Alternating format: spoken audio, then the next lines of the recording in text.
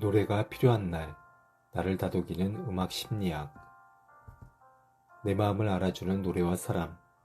저는 소심하고 서툰 사람입니다. 좀 있으면 환갑이 되는데도 말이죠.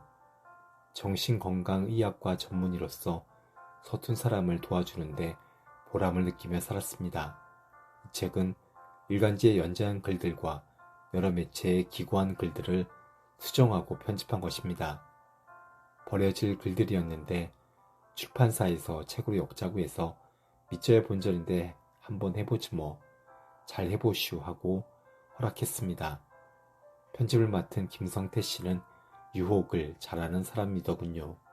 인간은 칭찬과 격려를 받으면 자신의 한계와 현실을 잊고 기고만장해서 더 잘하고 싶은 욕망을 품습니다. 저도 그랬습니다.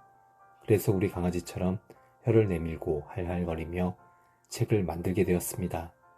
감사하지만 대단히 자랑스럽지는 않습니다.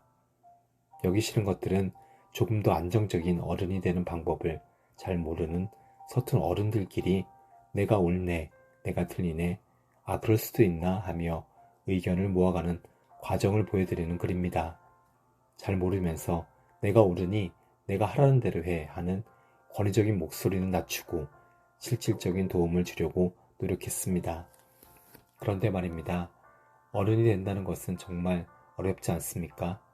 좋은 어른, 최소한 괜찮은 어른이 되고 싶은데 그게 참 힘듭니다. 저도 일간지에 글을 기고하기 시작했을 때 멋진 글을 쓰고 싶었습니다.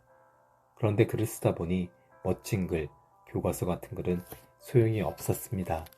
아무도 읽어주지 않습니다. 그런데 어른의 정체성, 어른이 해야 할 일들, 좋은 어른이 되는 방법에 관한 이야기를 풀어놓으니 독자들이 조금씩 반응을 보여주었습니다. 그래서 여전히 살기가 어렵고 살아가는 데 서툰 사람들을 위한 글을 쓰기 시작했습니다. 제가 살아온 과정을 돌이켜보며 합리적인 근거를 제시하면서 말이죠. 제 서툰 인생길에 도움을 준 사람들이 있었습니다.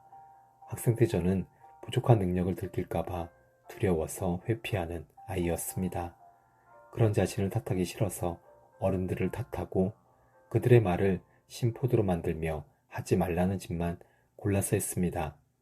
그런데 이상하게도 결정적인 순간에는 저를 실제 저보다 더 좋거나 가능성이 있는 아이로 봐주시던 선생님들이 계셨습니다.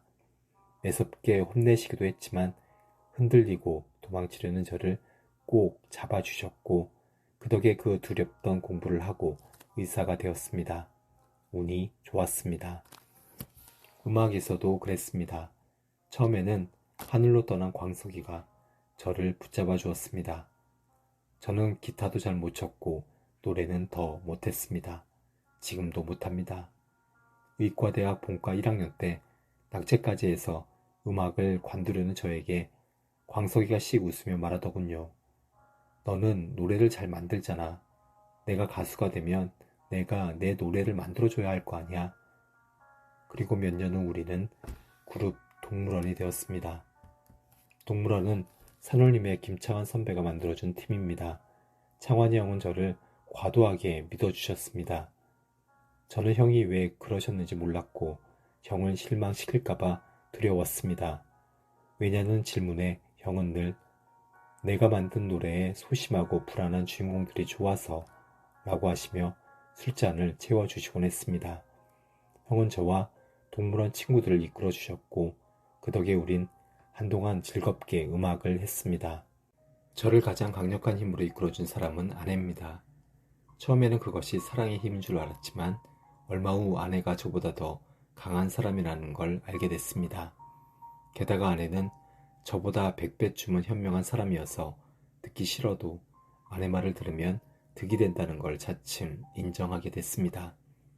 소아청소년 정신과 전임의가 되며 저는 제 인생의 가장 중요한 선생님을 만났습니다. 선생님은 인간 발달의 과정과 그 과정에 영향을 끼치는 요소들을 매우 잘 가르쳐 주셨고 저는 힘들었지만 정말 죽기 살기로 공부했습니다. 저를 아끼고 믿어주시는 선생님의 자랑스러운 제자가 되고 싶었으니까요. 정신의학의 관점으로 말하자면 사람은 자신과 비슷한 사람에게 끌리거나 반대로 자신이 갖지 못해서 괴로운 것을 가진 사람에게 끌립니다. 안정적인 사람은 자신과 비슷한 사람에게 끌리는데 반해 불안정한 사람은 자신에게 부족한 것을 가진 더 현명한 사람이 그 결핍을 채워줄 수 있으리라는 환상에 기대 그에게 더 끌리곤 하죠. 광석이와 아내는 저와 정반대 성향의 사람들이었고 서로가 서로에 대한 환상이 있었습니다. 그 환상은 깨졌지만 그 과정에서 서로 닮아갔습니다. 반면에 선생님들과 창한이 형은 저에게서 그들의 어린 시절 모습들을 보셨던 것 같습니다. 바보는 아닌데 바보같이 어쩔 줄 몰라 하는 모습이 안타까워서 끌어당겨 보호해주고 가르쳐주고 싶으셨던 것이겠죠. 자신이 받은 보살핌을 다음 세대로 물려주신 것일지도 모릅니다. 어쩌면 자신이 받지 못했던 도움을 자신과 비슷한 제자에게 주며 자신을 위로했을 수도 있습니다. 선생님들이 저의 치료제였듯이 저도 선생님들의 치료제였을지도 모릅니다. 하지만 아이를 키우고 학생을 가르치다 고통을 겪고 이를 극복할 방법을 몰라 저를 찾아온 사람들을 치료하다 보면 그런 것 같다가 그렇다라는 믿음으로 점점 변해갑니다. 제가 그들을 가르치는 동시에 저도 그들에게 배우며 서로가 서로에게 의미가 되고 닮아가고 있습니다. 광석이가 떠난 이후 만든 노래 나에게 남겨진 너의 의미가 떠오릅니다. 훌쩍 떠난 광석이는 저를 있는 그대로 대해 주었습니다.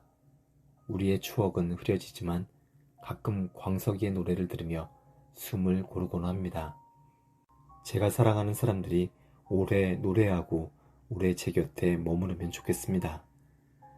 사람은 강한 감정을 유발하는 사건이 일어날 때 들었던 소리나 배경음악을 그 감정과 연결해 저장하고 그 감정을 유발하는 사건을 겪거나 기억할 때 그 소리나 노래를 다시 듣게 됩니다.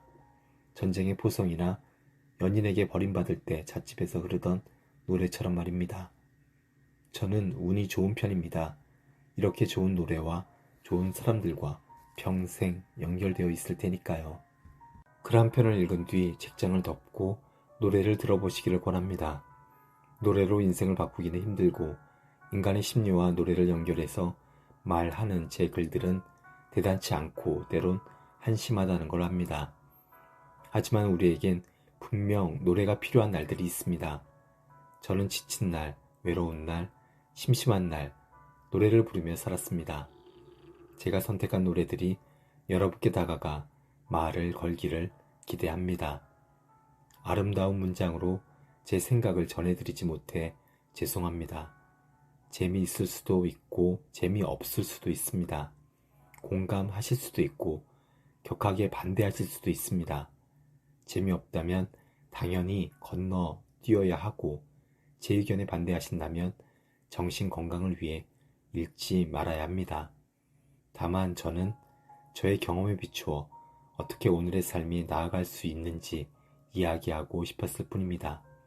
좋은 어른이 되는 길에 제가 작은 도움이 되었으면 하는 바람을 수줍게 전합니다. 2020년 11월 김창기